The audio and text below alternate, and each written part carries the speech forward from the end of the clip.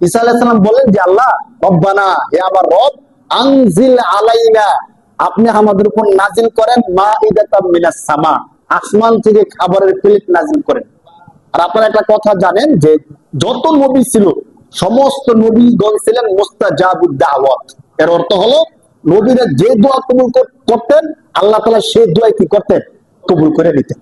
তো তিনি যখন দোয়া করলেন আল্লাহ তাআলা তার এই দোয়া কবুল করছেন। বাকি আল্লাহ তাআলা একটু কথা বলছেন যে শোনো নবী, তারা যে দাবি করছে আমি দাবি পুরো করব, কিন্তু এই দাবির পরেও যদি আপনাকে কেউ অস্বীকার করে লাউ আযিবান্নাহু আযাবান শাদীদা, আমি আল্লাহ তাদেরকে প্রচন্ড রকমের শাস্তি দিব। কেন? কারণ আমরা শুধু শুনছি মানতেছি না, কিন্তু চোখের সামনে দেখার পরেও যদি কেউ অস্বীকার করে তার কিন্তু আর কোনো কি নাই, ছাড় নেই। তো যুগে যুগে এই গল্পগুলো আসছে।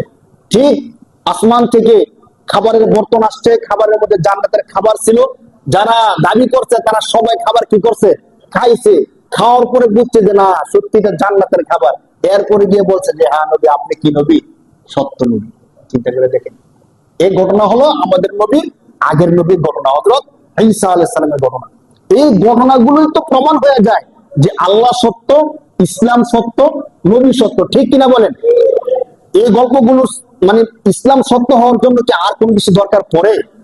এখন দেখেন এই সবগুলো ঘটনা কোরআন শরীফের মধ্যে আসছে, এর মানে হলো আমি যে কয়েকটা গল্প বলছি এই সবগুলো ঘটনা কোথায় আছে?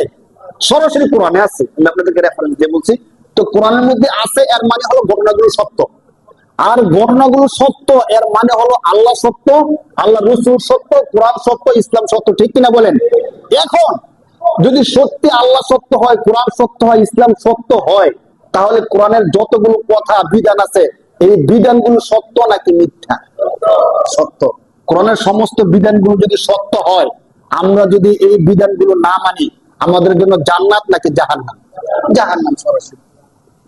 মানে এই সবগুলো সত্য প্রমাণ হয়ে যাওয়ার পরেও আমি যদি নামাজ ছেড়ে দিই, যে হাদিসের মধ্যে রাসূল সাল্লাল্লাহু আলাইহি সাল্লাম বলছেন যে নামাজ ছেড়ে দিলে, একজন ব্যক্তি যদি নামাজ ছেড়ে দেয় তার জন্য হাজার হাজার বছর জাহান্নাম। কি বলেন? আমরা কি একদিনের জন্য জাহান্নামের আগুন সহ্য করতে পারবো বলেন? সম্ভব? যদি কোরআন সত্য হয়, নবী সত্য হয়, তাহলে নামাজ না পড়লে জাহান্নামে যেতে হবে। কথা সত্য না মিথ্যা? আরেকটা কথা জিজ্ঞেস করি, কঠিন হয়ে যায়। যদি সবকিছু সত্য হয়, সুদি কারবার করলে জাহান্নামে যেতে হবে, কথাটা সত্য নাকি মিথ্যা?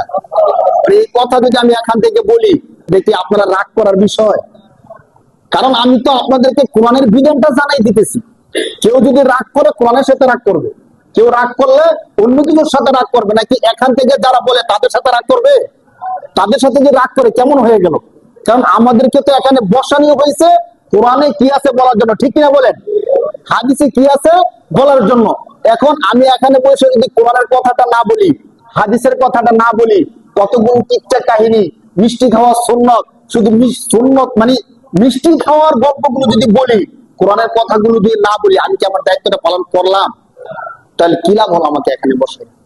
তো দেখেন, এই জন্য আমি যে কথাগুলো বলি, কথাগুলো যদি কোরআন থেকে বলি, আমি যে কথাগুলো বলি যদি সহিহ হাদিস থেকে বলি, তাহলে কি আমার উপর রাগ করার কোন বিষয় আছে ভাই? না, বরং মনে মনে বলতে হবে আমি যদি অপরাধ করে থাকি অপরাধের জন্য ছেড়ে দিই। ঠিক কিনা বলেন? আর যদি অপরাধ না করে থাকি আলহামদুলিল্লাহ, আমি আল্লাহর একটা সাচ্চা একটা বান্দা, যে বান্দাকে আল্লাহ পুরস্কার স্বরূপ জান্নাত দিবেন। সুবহানাল্লাহ।